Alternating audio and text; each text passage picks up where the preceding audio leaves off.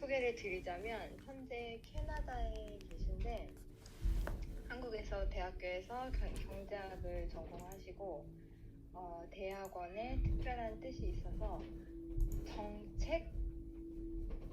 전공이 뭐였죠? 국제 정치 경제요. 국제 정치 경제학. 매우 어려운 공부였습니다. 국제 정치 경제학을 영국에서 대학원으로 다녀오시고 다시 특별한 뜻이 있어서 한국의 국책연구원으로 계시다가 지금은 그 NGO non-profit organization에서 모금 그 활동 그거를 담당을 하고 계시지만 사실은 풀타임으로 캐나다에 있는 기업에서 근무도 하시고 또 개인적으로는 쌍둥이의 엄마시기도 한 캐나다에 계신 조양 작가님입니다. 저희가 시작하기 전에 저자분께서 와 계시니까 여기 이제 책의 앞에서 간단히 나와 있기도 하지만 직접 저자분께 이야기를 들으면 더 특별할 것 같아서 혹시 이 책을 쓰게 되신 계기가 있으신지 여쭤보고 싶어요. 그리고 이 책을 쓰심으로 어떤 분들이 읽고 어떤 영향력이라고 해야 될까요? 그런 거를 생각을 고려를 하셨는지 혹시 답해 주실 수 있으실까요? 네, 이 책은 원래 좀 대단한 사람들이 쓰는 거라고 생각을 하고 저는 죽기 전에 한 번 정도 책 써보고 싶다는 생각을 하고 있다가 이렇게 빠른 시기에 내게 돼서 개인적으로 참 기쁘게 생각하고요. 원래는 다른 주제를 가지고 쓰려고 했다가 제 제안서를 거절하신 출판사 그 편집장님께서 한 분야에서 10년 이상 일한 사람은 책을 써야 마땅하다는 말을 듣고 제가 10년 이상 일한 분야 그리고 고민한 분야에 대해서 생각을 해서 국제개발협력에 대해서 좀 써보면 어떨까라는 생각으로 일단 책을 쓰게 됐고요. 그리고 책 안에서는 사실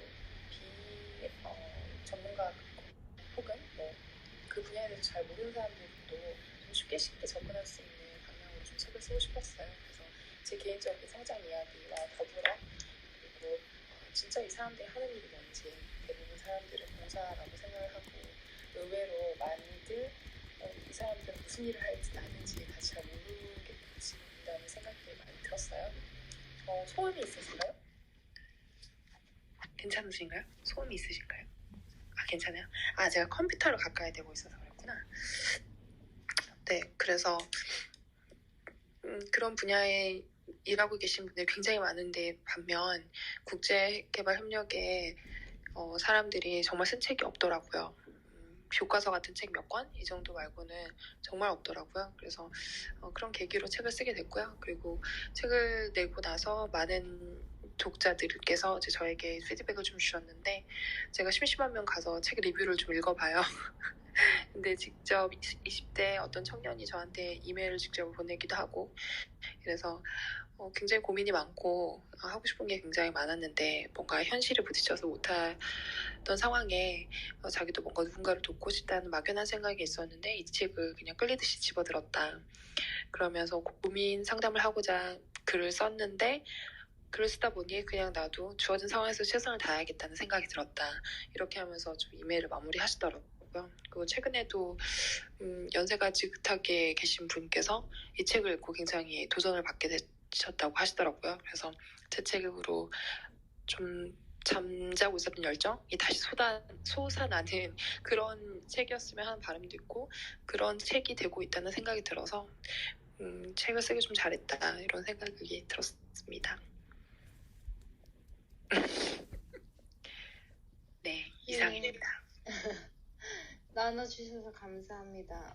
저도 이 책을 읽으면서 전 이 책을 읽기 전에 조양 작가님을 먼저 알았었는데 너무 너무 솔직하게 많이 잘 쓰셔서 되게 재밌게 읽었고 저한테도 굉장히 도전이 되는 부분이 많이 있었어요. 저는 하루하루 겨우겨우 주변 사람들 겨우겨우 이렇게 요새 그런 생각을 많이 하고 있었는데 이 안테나가 저기 남수단, 아프리카 거기까지 그렇게 하는 거에 참 큰 리스펙트입니다.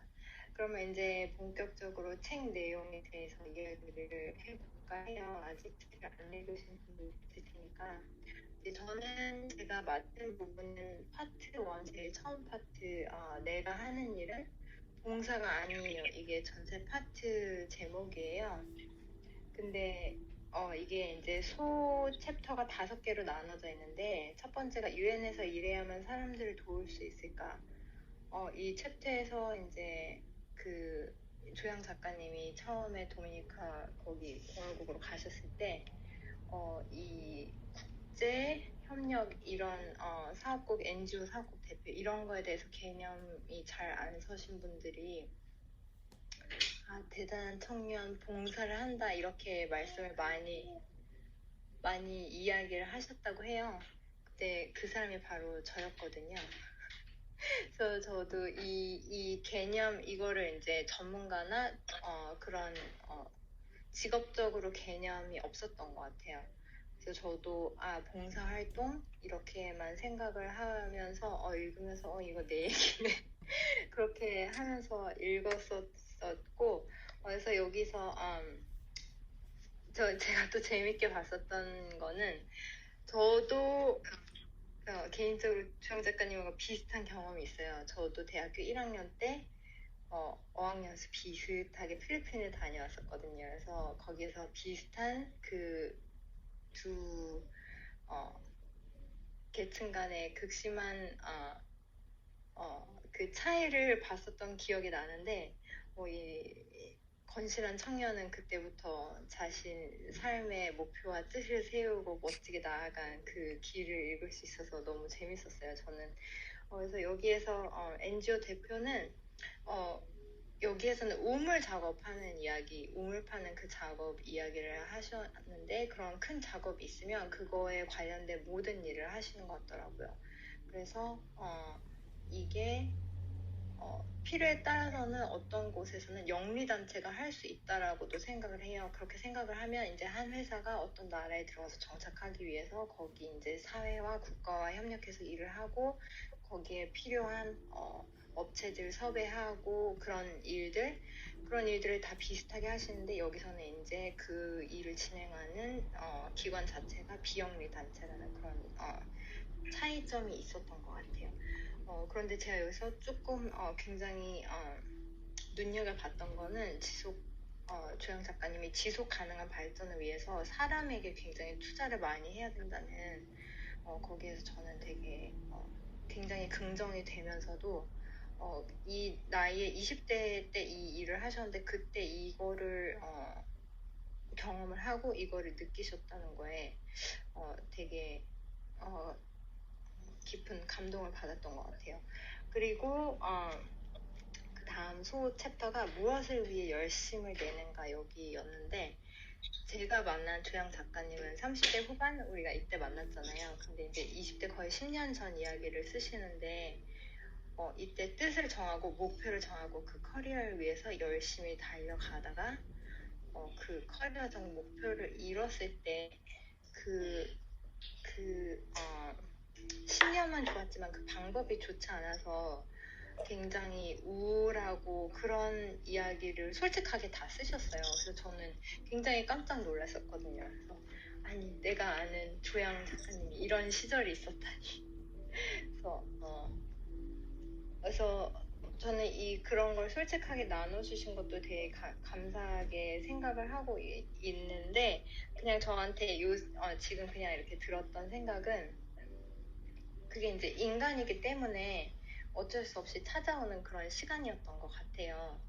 그런데 이제 요새도 열심히 사시고 그때와 이제 비슷한 목표를 가지고 삶의 형태는 뭐 워킹맘이나 캐나다 장소는 다르고 삶의 형태는 다르지만 같은 목표를 가지고 쭉 열심히 사시는 것 같은데 그때 심적으로 힘들었던 계기를 통해서 요새는 그런 마음이나 그런 자기 보듬어주기, 뭐 마음 관리 이런 거 어떻게 하시는지 좀 궁금했어요. 그런 거 혹시 왜냐면 10년 후 30대가 돼서 만난 조양 작가님은 굉장히 건강했고 이 이야기를 나눠주셨을 때 정말 이렇게 믿기지 않다 이런 생각이 들 정도로 다른 모습이었다라고 저는 그런 인상이 깊이 있어서 그 경험을 토대로 나눈 방법 그런 뭐 포인트 요새 하시고 있는 뭐 자기 수행이나 마음 챙김 이런 거 있으시면 나눠주실 수 있을까요? 네네, 잘 읽어주셔서 감사합니다. 그때와 지금하고 좀 다른 점이 있다면 그때는 나를 돌보는 방법을 전혀 몰랐던 게 1번이었고 그리고 좀 여유를 가지고 내 안에 내가 무슨 생각들을 하고 있는지 내 안에 어떤 것들이 일어나는지 좀 돌아보는 시간이 전혀 없었던 것 같아요. 근데 지금은 많은 계기를 통해서 어쨌든 나를 돌아보는 게 중요하다는 거 사실 저는 깨달은 지 얼마 안 됐거든요. 한 2, 3년? 2, 3년 정도밖에 안 돼서 나를 돌아보는 게 얼마나 중요한 건지를 사실 저는 너무 모르고 살았어요. 그래서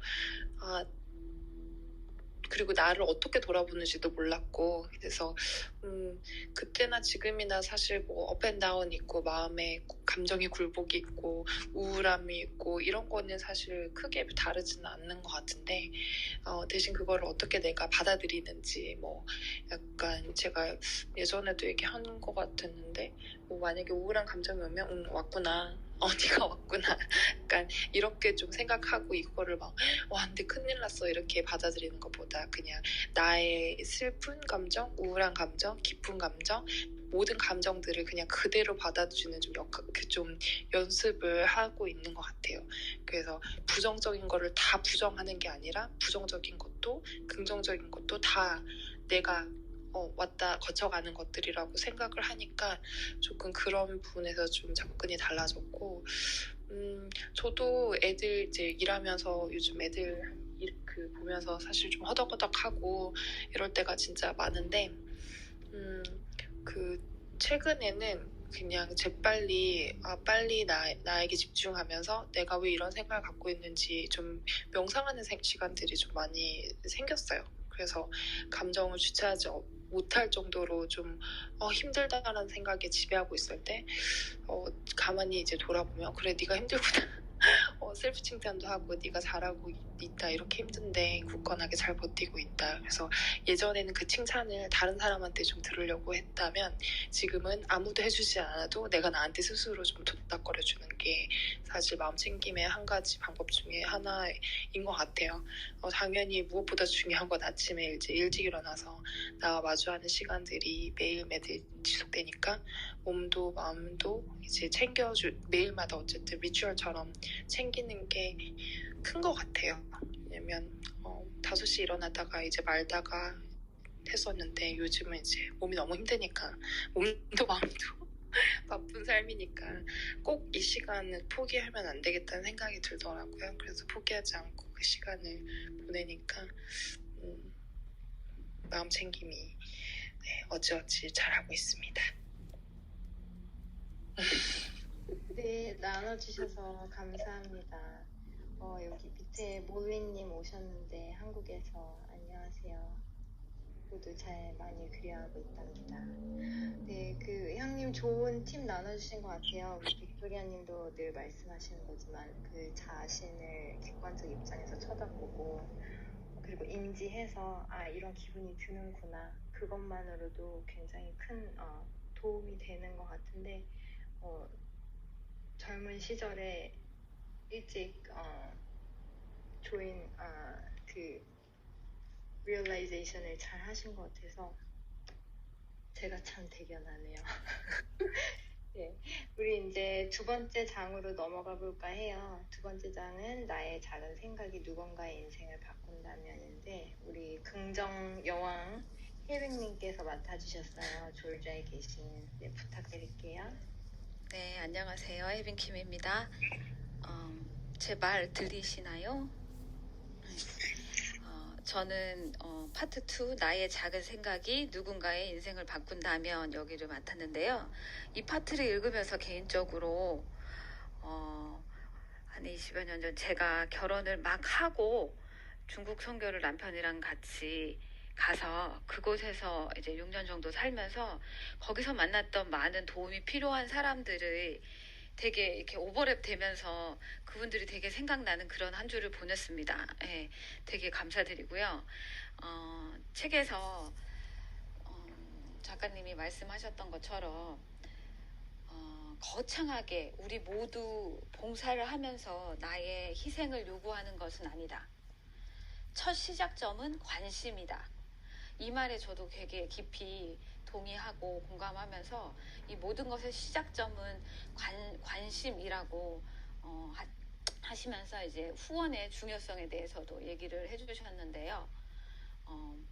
그렇다면 특별히 우리 아이들이나 청소년들에게 그 관심을 가지면서 커갈 수 있도록 어떻게 끌어줄 수 있는지 작가님만의 이렇게 생각하시는 구체적인 좋은 방법이나 이런 것들이 있으면 좀 나눠주실 수 있으실까요? 아니, 그리고 또 이 작가님이랑 같이 하는 북토크가 되니까 이게 너무 좋은 게 우리 맨날 파트 요약해서 저희가 발표했잖아요. 근데 이렇게 작가님한테 질문을 하고 바로 답을 들을 수 있으니 아주 행복한 시간입니다. 예, 아니면 쌍둥이들에게 지금 봉사에 대해서 특별히 따로 교육하시는 그런 것이 있으신지 함께 좀 얘기 좀 해주세요. 네, 제가 김 작가님이랑 혜민깨님 이야기 들으면서 저희가 다 어쨌든 겹치는 부분들이 있잖아요. 결국은 우리의 이야기들이 아닌가 싶은 생각이 드니까 너무 다 같이 연결돼 있다는 생각이 돼서 너무 일단 좋은 것 같아요. 그래서 저 혼자만의 생각이 아니라 정말 많은 사람들이 비슷한 생각들을 가지고 혹은 비슷한 경험을 가지고 그 파편들이 다 이뤄서 너무 좋은 것 같아요. 네, 일단 그런 생각이 들었고 저번에 라방에서도 비슷한 질문들을 하셨었어요. 네, 일단 청소년들한테 가장 중요한 거는 아무리 책을 읽어봐라 뭐 이런 것보다는 좀 특별한 경험으로 단기 봉사 활동을 사실 젊은 친구들한테는 추천하고 싶어요. 백문이 불여일견이라고 저 역시도 사실 뭐 뉴스로 보건 뭐 영상으로 보건 이것보다 내 눈으로 보는 그 경험은 사실 잊을 수가 없거든요. 그래서 직접 가서 보고 이들에 대한 동정심을 가져라는 이야기가 아니라 나와 어떻게 다르고 이게 왜 이런 상황이 왔고 이 사람들이 이렇게 될 수밖에 없는 이유가 뭔지 사실 저는 동기를 좀 파고 들어가서 도대체 왜 이 세상이 이렇게 빈부격차가 심각한지에 대한 얘기를 좀 저는 가졌으면 좋겠다는 생각이 들어요. 그러니까 그게 저는 어쨌든 저의 행동의 그 동기였거든요. 도대체 왜 이런 거지? 왜 사람들은 이런 환경이 있을 수밖에 없는 거지라는 생각으로 저는 처음에 접근을 했었거든요. 그래서 젊은 친구들은 일단 시간이 많고 돈이 없기 때문에 가장 좋은 방법은 시간이 많은 사람들에게 할 수 있는 거는 봉사인 것 같다는 생각이 진짜 많이 들어요. 그래서 가서 뭐 비교를 하면서 비교적 우위를 느껴라는 얘기가 아니라 이 상황이 도대체 왜 이렇게 일어났는지 그렇게 관심을 갖게 되면 하나하나 실마를 받으면서 내가 관심 가는 분야의 접점이 분명히 생기기 마련이거든요. 그래서 특히 젊은 친구들한테는 뭐 경제적이나 뭐 정치적이나 아니면 실제로 hands-on experience나 여러 가지 측면에서 나의 강점 그리고 내가 할 수 있는 부분들이 분명히 보이거든요. 당장 그것을 생각을 하더라도 저도 오랫동안 지나서 내가 진짜 하고 싶은 일을 너무 빨리 이뤘다라는 생각을 한 것처럼 내가 생각한 직업적 꿈이 사실 이루고 나서도 이게 아닌가? 이런 생각이 들 때가 드는 게 되게 굉장히 맞는 것 같아요. 그래서 직업적인 목표뿐 아니라 그냥 삶의 방향성과 가치관을 확립하는 데 있어서 그런 작은 경험들이 사실 도움이 많이 된다고 생각을 하고요. 그리고 우리 노엘이 로이 때는 뭐 봉사를 해야 돼, 다른 사람을 뭐 도와야 돼 이런 거를 이야기를 하는 게 아니라 일단은 모든 사람은 달라.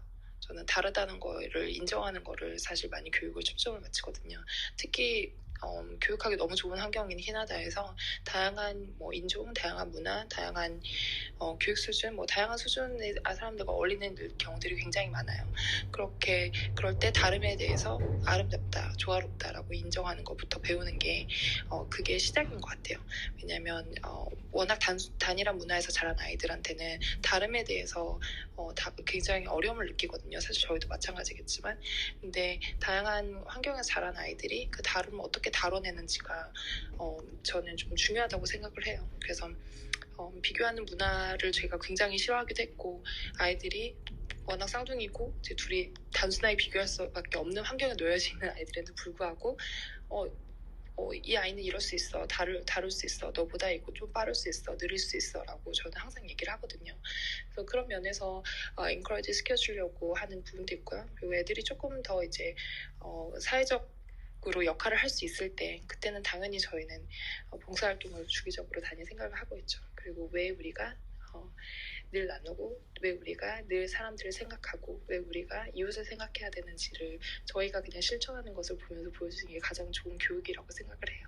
부모는 거울이잖아요. 아이들이 부모가 이야기하는 행동, 표정, 말투 다 그대로 진짜 무섭도록 따라하잖아요. 근데 저희가 사람들을 섬기고 나누고 그리고 생각하고 이런 부분에 있어서 그대로 보고 배울 거라고 저희는 생각을 합니다. 네, 감사합니다. 제가 파트 2의 그 소제목 중에 하나가 품이 있는 삶이란 이런 챕터가 있어요. 근데 그 챕터를 읽으면서 되게 저도 굉장히 많이 동의를 했거든요. 그래서 책을 못 읽고 이 방송을 듣는 분들을 위해서 작가님의 입을 통해 그 챕터, 작가님이 생각하시는 품이 있는 삶이란 짧게 얘기해 주시면 감사하겠습니다. 사실 제가 어떤 그 내용을 가지고 품이 있는 삶이라는 걸 썼는지 사실 기억은 잘 안 나는데 아마도 미셸 오바마 대통령이 이제 그 저들은 저급하게 가도 우리는 품위 있게 가자라는 그런 캐치프레이즈를 제가 갖다가 쓴 거 같은 기억이 나요. 근데 품위 있는 삶은 내가 뭐 돈이 있다고 해서 없는 사람들을 무시하는 게 아니라 제 얘기 혹시 잘 들리시나요? 네, 잘 들리시나요? 인터넷 줌이 약간 프리즈 돼가지고 그리고 사람이 갖춰야 되는 기본적인 거를 존중하는 것, 그리고 사람이 갖춰야 되는 인간의 그 디그니티를 존중하는 것이 그게 바로 나눔이라고 저는 생각을 하거든요. 왜냐면 내 자체로 잘 되고 잘 먹고 잘 사는 것도 중요하지만 서로 됨됨이는 너도 나도 같이 잘 사는 그런 삶이 인간의 참 삶이라고 저는 생각을 합니다. 그래서 품위 있는 삶이란 타인과 너와 나와 다 같이 잘 사는 삶이라고 이렇게 말씀드리고 싶습니다. 네, 감사합니다. 예, 파트 2는 이렇게 마쳤고요. 파트 3는 파트 3의 제목은 아시아 여자가 대표가 된다는 것. 근데 지금 이 부분을 맡아주실 분이 이 제목하고 굉장히 어울리세요. 왜냐하면 언젠가 저희가 경제여신 젠님은 아시아를 대표하는 그런 경제 CEO 첫 여성이 될 거라고 막 그런 얘기를 했었는데, 예, 우리 마스터마인드의 경제여신 젠님께서 파트 3 나눠주시겠습니다. 네, 팬키님 감사합니다.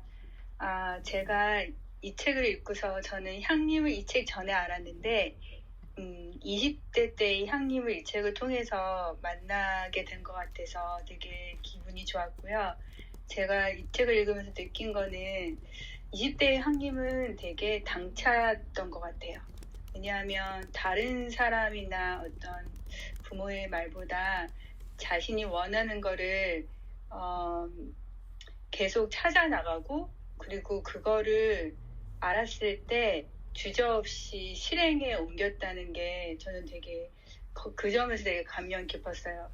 20대들이 고민을 하지만 그걸 실행에 옮기긴 쉽지 않은데 향님이 그걸 직접 몸소 경험을 해냈다는 게 저는 참 대단하다고 느꼈고, 그렇게 경험해서 어떤 한 그 non-profit 그 그룹의 대표로 가서 겪은 일을 여기에 적어놓은 게 그 파트 3인데요.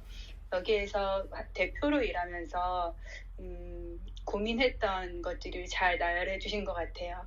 그 젊은 동양 여자가 가서 많은 사람들이 어떤 편견을 가지고 자신을 바라봤을 때 그거를 감내하는 그 향림을 느낄 수 있었고, 또 그런 밖으로서 오는 차별을 감내하면서도 그 어떤 대표로서 리더로서 자신이 해야 할 일을 이렇게 묵묵히 수행해 나가는 모습을 제가 볼 수 있어서 참 감동이었고요. 결국에는 그 과정을 겪으면서 맨 마지막에 문화 차이를 극복하는 진심의 기술이라고 하셔서 진심을 통한다라고 이 챕터를 마감을 하셨던 것 같아요. 힘들었지만 결국에는 방법은 서로 마음과 마음이 통하는 것이다라고 말씀해 주셨는데, 이렇게 이 자리에서 이런 어떤 경험을 하시고 지금은 캐나다에 오셔서 아이 엄마로 사시고 또 어떤 직장에서 다시 또 일을 하시는데, 또다시 이제 현장으로 가고 싶다는 꿈을 적어 놓으셨잖아요. 그럼 또 어느 나라에 가서 그 예전과 똑같지는 않겠지만 또 똑같은 어떤 차별도 있을 수 있고 편견도 있을 수 있는데, 다시 돌아간 이제 좀 더 성숙해지고 더 단단해진 향님은 그런 상황이 오면 어떻게 다시 할 수 있을까, 더 잘할 수 있을까라는 거를 되게 궁금하고요. 그 점 어떻게 하실지 궁금하고, 그리고 이제 다시 또 리더로 돌아가실 텐데 내가 더 훌륭한 리더가 되기 위해서 무엇을 했고 어떻게 내가 더 나은 리더가 될 수 있을 것 같다는 것을 나눠주시면은 저에게 되게 많은 도움이 될 것 같아요. 리더라는 게 거기 그 부분은 정말 제가 아직도 기억이 나는데, 누가 날 붙잡고 좀 알려줬으면 좋겠다 이런 생각. 여기 네네네. 제가 이렇게 하고 있었네요. 죄송해요 몰리님. 제가 별 내용은 얘기 안 했어요. 제가 책에서 썼듯이 좀 누가 좀 나에게 얘기를 좀 해줬으면 좋겠다, 좀 가르쳐줬으면 좋겠다. 그때만 해도 이게 도대체 뭔지 전혀 감이 잡히지 않는 상황이었거든요. 현지 직원들을 채용하고 이 현지 직원들과 같이 뜻을 합쳐서 뭔가 프로젝트를 완수한다는 게 얼마나 힘든 과정인지 저는 감히 상상도 못하는 과정이었어요. 그래서 제가 중도에 그만두고 싶은 생각도 들었고, 이렇게 힘든 줄 알았으면 시작도 안 했을 거라는 생각이 진짜 많이 들었고요. 근데 모두 다 이제 일을 하시니까 아시겠지만 사실 일이 힘든 것보다는 사람이 제일 힘든 거잖아요. 그래서 그 사람들을 다 품고 가는 게 리더의 역할인데, 저는 그때는 그 품을 수 있는 품이 굉장히 좁았어요. 그래서 그 어떤 어려운 일이 있으면 거기에 매몰돼 있지 사실 웃어 넘기는 방법을 전혀 몰랐거든요. 근데 다행히 나이를 그냥 헛로 먹지 않고 육아를 하면서, 사실 저는 육아가 제 삶에 정말 큰 선생님이 되고 있다는 생각이 들거든요. 인간에 대해서 고찰해보고 그리고 나에 대해서 한 번 더 생각해보고, 가족끼리 가장 편한 사이이자 또 가까운 사이이면서 동시에 가장 공격을 받기도 쉬운 대상이잖아요. 특히 아이들한테는. 그럴 때마다 내가 그냥 웃어 넘길 수 있는, 그래서 리더가 약간 부모의 마음이 아닐까 싶은 생각도 드는 거예요. 제가 인플로이 2로 입장에서도 일을 하고 또 인플로이어 입장에서도 일을 하지만 그 입장은 결코 같을 수가 없거든요. 그래서 절대 직원에게 사장의 마인드로 일하라고 말할 수 없는 부분인 것 같아요. 왜냐면 직원은 사장이 아니기 때문에. 그래서 그런 부분들을 저는 이해를 많이 못했어요. 도대체 왜 나와 비슷한 마음을 가지고 일을 하지 않는 거지? 라는 그런 생각만 많이 했었지, 그 입장 차이라는 것을 전혀 몰랐죠. 근데 지금 같은 경우는 어떤 어려운 일이 있어도 웃어 넘길 수 있는 좀 그런 여유가 생기지 않을까. 앞으로 돌아가면 당연히 닥쳐봐야 알겠지만 그때 막 극한의 상황이 오고 스트레스가 쌓이고 일이 잘 안 풀릴 때 과연 그때도 웃어 넘길 수 있을까? 잘 모르겠어요. 그래서 감히 자신 있게 할 수 있겠다는 말씀은 못 드리겠지만 지금도 뭐 어려움을 겪고 있으니까. 근데 한 가지 좀 중요한 건 어쨌든 그 일을 다 걷어내고 결국 사람이 모든 일을 하는 거라서 그 사람이 보이기 시작했다는 것 같아요. 제가 주민들과 아이들은 사람을 온전히 보지만 일을 할 때는 직원은 일을 하는 사람으로밖에 안 보였거든요. 그래서 일이 다 걷어지고 그 지원 자체 보기까지는 굉장히 시간이 많이 걸렸어요. 근데 이제 앞으로 만약에 현장에 가서 일을 하게 될 때는 아마 일보다는 사람이 더 먼저 보이지 않을까, 그런 생각이 좀 들었고요. 그리고 어릴 때는 타인의 평가가 굉장히 민감하고 중요했어요. 이 사람, 그리고 시험대에 놓여 있는 것 같은 기분도 들었고, 과연 이 친구가 얼마나 잘 성공시킬 것인가라는 그런 압박감에 스스로 시달렸었지만, 이제는 그 일 말고 중요한 게 너무 많다는 거를 점점 깨닫고 있어요. 그래서 제가 많은 그 현장에서 일하고 있는 분들한테 결혼을 강추하는 이유가 일 말고도 세상에 중요한 게 정말 많다는 거를 알기 때문에, 그때는 일 아니면 정말 죽을 것 같았거든요. 근데 지금은 일 말고도 가족과의 관계, 자녀와의 관계, 그리고 나, 너무 중요한 게 많아져서 일과 어떻게 보면 잘 조화로운 관계를 조금 더 좀 지내고 있지 않나. 그래서 지금도 사실 마음 편하게 조금 모금급 그 대표를 하고 있는 것도 다른 일도 많아서이기도 하지만, 사실 일 자체에만 너무 매몰되지 않는 제 자신이 있어서 저를 좀 지키면서 일을 좀 해나갈 수 있는 힘이 되는 것 같더라고요. 네, 이상입니다. 네, 감사합니다. 너무 도움이 되는 인사이트였던 것 같아요. 저한테는 감사하고요. 다음은 사장 어떤 것을 상상하든 그 이상의 것이 온다를 맡아주신 분을 소개하고 싶은데요. 사실 이 마스터마인드의 회장님이시라고 할 수 있고, 그리고 사실 저희에게 그 마음 챙김의 전도사님, 그리고 되게 멋진 분이신데 어떻게 또 이 챕터를 읽고 어떤 질문을 또 해주실지 굉장히 궁금합니다. 빅토리아님께서 그러면 사장 소개해 주세요. 네, 안녕하세요. 빅토리아입니다. 사장은 제목부터 너무 제가 이 제목을 다른 것들에 비해서 너무 제가 제일 마음에 드는 제목이어서 골랐어요. 제목이 어떤 것을 상상하든 그 이상의 것이 온다. 근데 이것을 실제로 삶에서 아직 그 40대 아직 안 되신 거죠? 네, 40대도 안 되신 분이 이렇게 상상하든 그 이상의 것이 온다라는 말을 이렇게 감히 쓸 수 있을 정도로 많은 것을 이루셨어요. 그래서 저는 이제 그것을 저희가 마스터마인드 모임을 통해서 이미 알고 있었지만 책을 읽으면서 와, 정말 너무 대단하시다. 어떻게 그렇게 점 하나하나를 이렇게 찍으면서 그 수많은 점들을 이렇게 아름답게 연결시켜서 지금까지 이 모든 것들을 이뤄내셨을까? 그리고 어떤 것을 상상하든 그 이상의 것이 온다라고 얘기할 수 있었을까라는 부분에서 정말 너무 많이 감동했어요. 그리고 그 이제 책의 그 챕터 제목에도 나오는데 이제 바차타 춤을 추면서 얻는 교훈이라는 부분이 저도 굉장히 인상적이었던 것 같아요. 그래서 얼마나 형님이 그 정말로 노력을 하셨는지, 그러니까 본인이 정말 이불킥을 하시고 싶은 그런 상황도 굉장히 많으셨을 텐데, 그럼에도 불구하고 현지인들과 어울리기 위해서 뭐 바차타 춤을 추는 이런 그런 에피소드를 얘기를 하시면서 얼마나 그런 그러니까 본인이 그러니까 빈곤을 해소하고 싶고, 그러니까 그 이제 아시아 여자 그 대표로서 그 이제 개발도상국, 그리고 이제 아주 그 빈곤한 그런 나라들에서 일을 하시면서 그 안에서 이렇게 서바이브 하시는 거에 더해서 성공하시기 위해서 얼마나 많은 노력을 하셨는지, 그러니까 그런 여정들을 제가 함께 할 수 있는 챕터였던 것 같아요. 그래서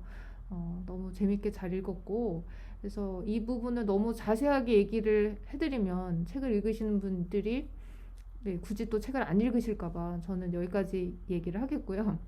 그리고 근데 저는 어쨌든 이 챕터 4를 읽으면서 너무너무 듣고 싶은 이야기들이 있었어요. 그래서 그거를 제가 이제 질문을 좀 드려보려고 해요. 첫 번째 질문은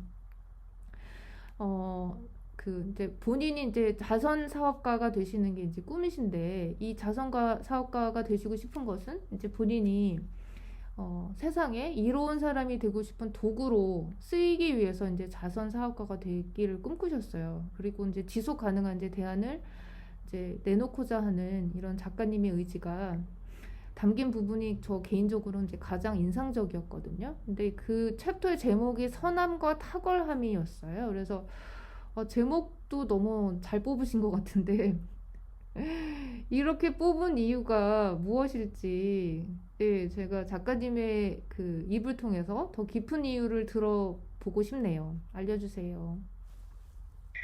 아니 이게 진행이 되면 될수록 너무 민망하고 다들 너무 칭찬해 주시니까 제가 몸둘 바를 모르겠습니다. 네, 그 선함이라고 하면은 대부분 되게 착한 사람이라고 생각하는 경향이 좀 있잖아요. 착하다고 또 생각을 하면 좀 어떻게 보면 무능함하고 연결되는 것도 같기도 하고요. 그래서 제가 생각하는 사실 선함은 아까 말씀해 주셨지만 타인에게 해를 끼치지 않는 반대 경우인 것 같아요. 그러니까 덕이 되고 득이 되는 그런 뭐 행동이자 뭐 마음가짐이라고 말씀을 드리고 싶어요. 그래서 타인에게 이로우기 위해서는 어떤 분야든지 탁월함이 있어야 된다고 저는 생각을 해요. 그래서 문제 파악 능력, 뭐 문제 해결 능력, 전체적 문제 분석 능력 등 뭐 통합적인 사고, 그리고 또 동시에 뭐 펀딩도 가져와야 되고, 뭐 매니지먼트 뭐 능력, 리스크 관리 등등. 뭐 보통 저희가 생각하는 게 뭐 기본적 사업에서 이루어지는 그런 모든 부분에서 탁월해야 된다고 생각을 하거든요. 그래서 그런 의미에서 내 선함을 이루기 위해서는 탁월함은 반드시 필요하다. 이런 뜻에서 사실 선함과 탁월함이라는 그런 타이틀을 붙여봤습니다. 와, 정말 너무 멋지신 것 같아요. 그래서 민망해 하실 필요 없으신 것 같아요. 이렇게 책의 내용을 보면 정말 민망하실 필요 없이 당당하게 고개를 드셔도 될 것 같습니다.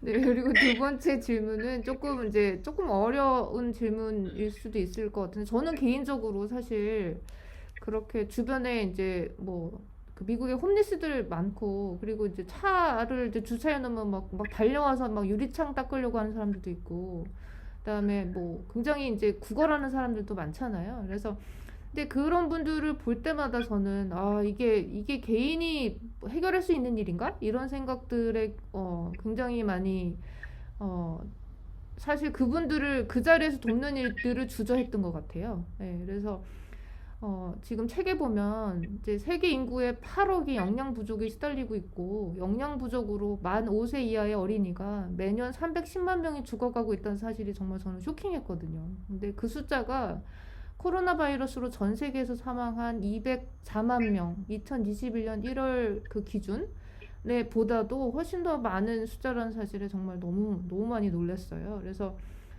그래서 이것들이 온정에 호소하는 방법이 아닌 정말 지속적인 지원과 관심이 필요할 것일 텐데, 정말 이렇게 매달 개인들이 후원금을 내는 방식만으로 충분할지. 그래서 저는 이쪽 분야에 대해서 잘 모르기 때문에 혹시 정말 대규모 자본을 가진 이런 국가나 기업이 당연히 개입을 해야 될 것 같은데요.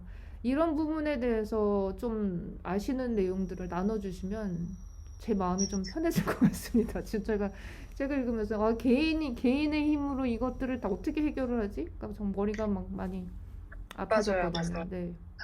사실 그 미국에 계셔도 그런 상황들을 겪잖아요. 뭐 자주. 근데 제가 IT에 있을 때는 그냥 매일마다 그 빈곤의 현장을 경험하고 보고, 그래서 거기서 제가 제일 먼저 느꼈던 느낌이 무기력이었어요. 내가 과연 이렇게 NGO에서 일을 하고 정부 기관에서 일을 한다고 이게 도대체 해결이나 될까? 도대체 이 상황이 좀 바뀌기나 할까? 이런 생각이 들면서 굉장히 무기력하게 진짜 빠지거든요. 그러면서 도대체 이거는 정말 판을 갈아엎지 않고서는 도대체 빈곤 문제가 해결될 실마리가 안 보인다라는 생각이 들면서, 그렇게 하면서 사실 그 업계를 떠나시는 분들도 굉장히 많으세요. 이렇게 해봤자 뭐하냐.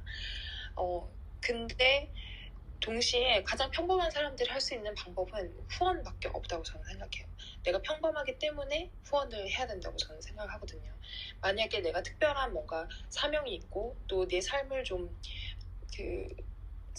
어려운 환경에서 있어도 괜찮은 사람분들이 극소수잖아요. 그렇기 때문에 내가 평범하기 때문에 오히려 매달 후원하는 게 가장 손쉽게 도울 수 있는 방법이고요. 그리고 더 나아가서 이제 지인, 친구들에게 동참을 호소하는 일이겠죠.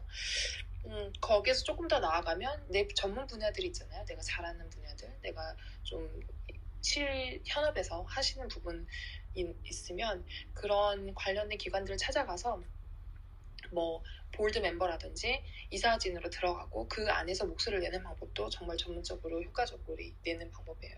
왜냐면 NGO들이나 이런 데서는 항상 이사회들을 구하거든요. 그럼 volunteer 그 보드 멤버들로 참여하면 의외로 그 안에서 이 기관이 무슨 일을 하고 이 안에서 어디에 돈을 쓰고 어떤 영향을 미치고 이런 것들을 속속들이 아실 수 있어요. 그래서 그렇게 참여를 하면 깊게 관여를 하면 할수록 더 실마리들이 조금 보이기도 합니다. 그리고 사실 대기업들이 의외로 코퍼레이트 소셜 리스폰시빌리티라고 해가지고 그런 활동들을 굉장히 활발하게 하고 있어요. 그래서 사람들이 잘 모르지만 그냥 가서 단기 봉사활동뿐만 아니라 재생에너지를 위해서 몇 %를 리저브해서 거기에 재투자를 한다거나 이렇게 굉장히 활발하게 활동을 하고 있고요. 우리가 잘 알고 있는 PNG 그룹 같은 경우도 특히 아프리카 오지에 있는 곳은 깨끗한 물을 전혀 구할 수가 없잖아요. 그래서 그냥 물을 뜨면 그 안에 그냥 가루를 넣으면 물이 바로 정화가 돼서 그걸 마실 수 있는 그런 가루들도 배포를 하고 있어요. 그래서 우리가 잘 모르지만 의외로 대기업들, 정부들, 기관들 다들 나름의 방법으로 사실 노력을 많이 하고 있습니다. 각국에서. 하지만 그 상황이 바뀌느냐? 바뀌고는 있지만 아주 천천히 역동적으로는 바뀌지 않고 있죠. 우리가 잘 알고 있는 빌 게이츠 멀린다 재단 같은 경우도 실제 기부액은 30조 원이 넘을 정도로 굉장한 규모로 지금 기부를 하고 있고 또 백신 치료부터 해가지고 연구, 깨끗한 화장실, 컨테스트 해서 다양한 사업들을 사실 진행을 하고 있어요. 그래서 이 기금을 효과적으로 사용하고 있는가 하는 이런 ODA 와치라든지 이런 또 기금이 잘 사용되고 있는지 이밸류에이션 모니터링 하는 기관들도 또 따로 있고요. 그래서 완벽하기 위해서 내가 오히려 하지 않겠다라는 것보다 불완전하지만 그래도 내가 동참하겠다 이런 생각으로 뭐든 진행을 하는 게 좋다고 생각합니다. 네, 얘기를 들으니까 마음이 훨씬 편해지네요. 네. 많은 기업들과 정부가 하고 있다는 얘기를. 네, 그래서 그러면 이제 그분들도 열심히, 이제 그분들은 이제 계속해서 열심히 하도록, 이제 우리 시민들이 이제 계속해서, 이제 보는 것과 더불어 우리 개인들도, 예, 그런 어디 안 좋은 뉴스에만 자꾸 매몰돼서 그러기보다는 이제 매달 후원금을 내는 근데 매달 후원금을 내는 게 내다가 항상 무슨 일 생기면 제일 먼저 또 끊게 되더라고요. 네, 지금 창피한 고백이지만 그래서 다시 이제 시작을 해야 될 것 같습니다. 그리고 세 번째 질문은 이제 백신 얘기예요. 코로나 백신 얘기인데 이건 그냥 제 개인적으로 이 책하고 크게 이제 상관이 없을지도 모르는데 이제 형님이 아무래도 이제 이런 쪽에 일을 하시기 때문에 제가 걱정하고 고민하는 부분 고민이라기보다는 이제 최근 들어 특히 이제 그런 뉴스를 보면서 마음이 굉장히 안 좋고 걱정되는 부분이어서 조금 그런 내용을 알고 싶었어요. 그러니까 백신의 국가 간 불균형 얘기예요. 그래서 결국은 아까 영양 부족의 그런 아이들하고 사실은 비슷한 그런 시스템이 될 텐데 우리는 이제 부스터샷 맞고 이렇게 이 경구형 그런 코로나 바이러스 약까지 나온다고 하는데 아프리카는 아직도 1차 접종도 못 맞은 사람이 굉장히 많다고 해요. 아프리카 어느 나라 경우를 얘기 들었는데 아직 10% 이렇게 얘기를 해서 제가 너무 많이 놀랬거든요. 근데 이제 문제는 우리는 그 나라만의 문제구나 점점점 이렇게 끝나는 게 아니라 이게 이제 코로나 같은 경우는 전염병이기 때문에 이제 한 국가만의 일이 아니라 이제 그 국가에서 그런 변이가 또 일어나고 또 이런 그 사람들이 또 이제 여행을 해서 또 그게 퍼지고 이런 문제가 있을 수 있는데 왜 미국은 이렇게 백신을 안 맞겠다고 난리를 치는 사람이 이렇게 많은데 남아도는 백신을 왜 이렇게 못 나눠줄까? 왜 이런 백신을 후원하지 못할까? 이런 안타까운 마음이 들었어요. 그래서 이 분야에 대해서 혹시 형님이 좀 더 아시는 게 있을까요? 네. 사실 코로나 백신 부분은 이제 국가적으로 어쨌든 결정을 하는 부분이잖아요. 그래서 사실 제가 자세히 알지는 못하지만 뭐 캐나다 같은 경우는 이제 잔량분을 바로 기부하겠다라고 이렇게 얘기도 하고요. 한국 같은 경우도 사실 백신 잔량 부분을 이제 주위의 나라에도 나누기도 하고, 왜냐면 어차피 유통기한이 있으니까 빨리 떨어야 되잖아요. 근데 이거는 약간 구조적인 문제인 것도 맞는 것 같아요. 왜냐면 국가에서 워낙 인프라가 부족하고, 인프라가 부족하단 말은 그냥 정말 그 백신 주사를 잘 관리하고 스토어할 수 있는 공간도 없다는 얘기인 거죠. 그리고 그 주사를 안전하게 놔줄 간호사 인력 부족, 그리고 그 백신들을 맞으려고 하는 사람들의 데이터 부족, 이런 여러 가지들이 복합적인 것 때문에 사실 그 아프리카 국가도 당연히 와서 많이 받고 많이 백신을 놓고 싶어 하겠지만, 그런 국가들은 워낙 아예 인프라가 없기 때문에, 부족하기 때문에 그런 상황이고, 뭐 가까운 IT 같은 나라도 최근에 이제 저희가 그 손세정제를 보내면서 그 상황들을 가까이서 모니터링을 하고 있는데, 이미 선박이 도착을 할 수가 없는 상황인 거죠. 왜냐하면 선박이 거기 갔지만 뭐 약탈, 강도, 그리고 뭐 시민들 폭동 때문에 안전하게 이걸 내리고 선착하고 스토어할 수 있는 상황이 전혀 되지 않은 거죠. 그리고 정부는 정부대로 완전히 커럽트 돼가지고 이 물품들이 제대로 관리가 되지도 않고, 그러니까 이런 상황들이 사실 복합적으로 코로나 백신은 그냥 단 일부의 문제가 사실 수면으로 드러나는 것뿐이고, 복합적으로 굉장히 많은 일들이 일어나고 있지만 사실 사람들이 많이 모르는 거죠. 뭐 유엔에서도 그 말씀하신 대로 뭐 교육, 뭐 질병, 뭐 평등, 빈곤 이런 걸 최우선으로 하고 계속 지속적으로 노력을 하고 있어요. 뭐 다들 많이들 아시겠지만 뭐 밀레니엄 개발 목표라고 해가지고 빈곤을 뭐 몇 퍼센트 언제까지 빈곤율을 감소시키겠다. 그래서 그게 2015년도까지 목표를 세웠거든요. 2015년도가 지금 지났잖아요. 지금은 이제 SDG라고 해서 Sustainable Development Goal이라고 해서 지속 가능한 발전 골 이렇게 만들었어요. 근데 그 안에서 빠지지 않는 것들은 그 기본적인 거예요. 질병, 빈곤, 교육, 난민, 분쟁 문제인데, 근데 여기서 더 심각한 거는 환경 문제. 우리가 지금 다 환경 문제 인식하고 있잖아요. 그래서 고기도 안 먹고 그 에너지도 줄이고 이렇게 하잖아요. 근데 그 환경 문제에서 가장 사각지대에 놓여 있는 나라들이 바로 그런 나라들인 거죠. 아프리카, 그리고 물 오염으로 가장 피해를 다 보는 데는 바로 난민 국가, 그리고 자연재해로 오갈 데가 없는 사람들은 난민이 돼버리고. 그래서 정말 안 좋은 거는 악재들이 전부 다 이제 가난한 나라들로 다 그대로 가는 문제가 굉장히 심각해요. 그래서 국가에서 유엔에서 다 같이 뭔가 해줘야 되지 않나. 근데 결국은 자국민의 자국가의 이익이 제일 중요한 부분이고, 그리고 유엔에서도 사실 횡포를 휘두르는 경우도 많이 있어요. 국가의 자발적인 결정을 무시한다든가, IT 대통령 암살 같은 경우도 사실 여러 가지 설들이 있지만 미국에서 뒤에서 서포트를 했다. 그러니까 설들이 있듯이 정치적으로 사실 자립이 되지 않는 국가들은 여러 가지로 이제 휘둘릴 수밖에 없는 경우인 거죠. 그러니까 제가 한 가지 예를 가지고 왔어요. 그 칠레에서 아주 예전에 그 캠페인을 벌였어요. 칠레가 그때 예전엔 되게 가난한 나라였으니까. 그래서 만약에 나를 뽑아주면 내가 아이들의 분유 문제는 좀 해결해주겠다라고 그 대통령이 그렇게 앞에서 이렇게 공약을 내세웠던 일이 있었어요. 그래서 15세 이하 아이들은 0.5리터의 분유를 무상으로 배급하겠다. 이런 좌파 정당의 그런 캐치프레이즈를 내놨는데, 그 좌파 정당이 선출이 됐어요. 그 대통령이. 하지만 네슬레에서 안 팔아버리는 거예요. 칠레 정부에. 왜냐면 미국 정부, 당시 미국 대통령 닉슨 대통령이 보기에 좌파 정부 정권이 그렇게 칠레에 있다는 걸 굉장히 우려를 해서 네슬레에 압박을 넣은 거죠. 그래서 분명 시장 원리가 다 작동한다고 하지만 시장 원리가 전혀 작동되지 않은 케이스이자 동시에 한 국가의 그 자주적인 정치적 결정이 아니라 그 강대국의 다른 경제 결정이 영향을 미치는 사례인 거죠. 그렇게 돼서 결국은 칠레 좌파 정권이 분유도 못 사고 아이들에게 분유도 배급도 못하고 결국은 살해를 또 당했어요. 네.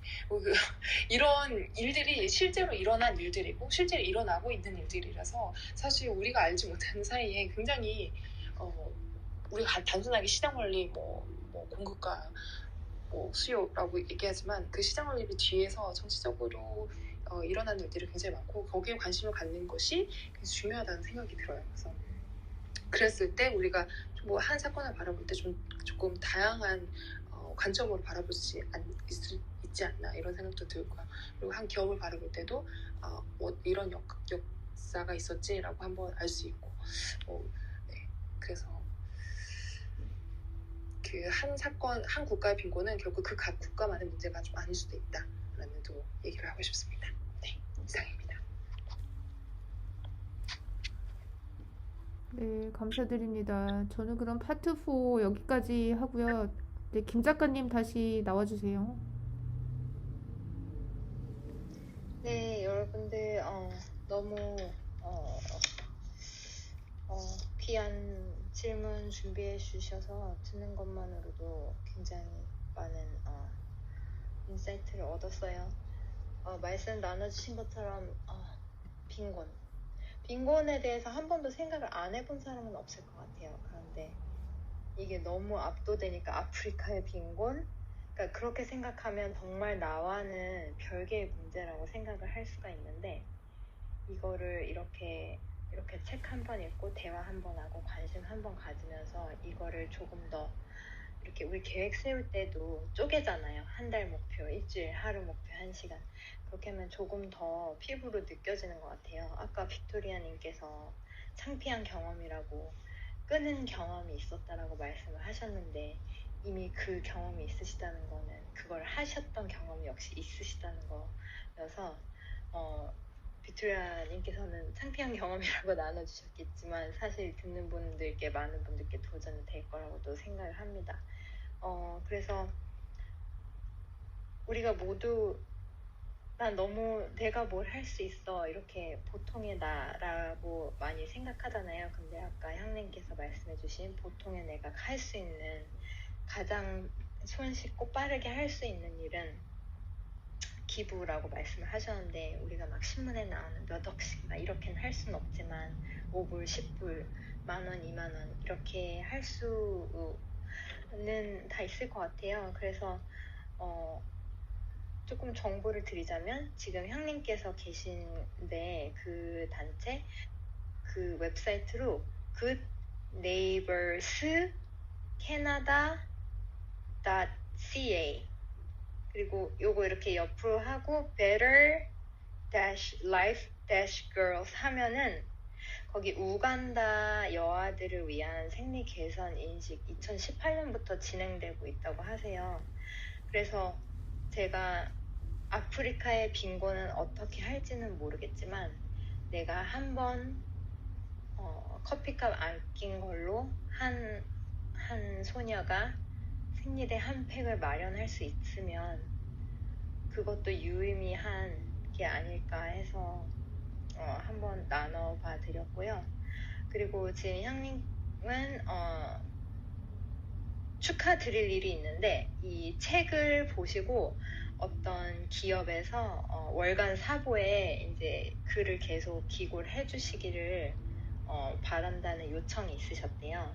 그래서 그 기업에서도 그 뜻한 바가 있어서 형님께 뭐 광고 어떻게 할까요? 이런 거를 써달라고 하시진 않을 것 같아요. 그래서 이런 류의 글을 요청하시지 않았을까 하고 짐작을 해보는데 일단 축하드리고요. 형님이 이 책 계약금하고 인쇄하고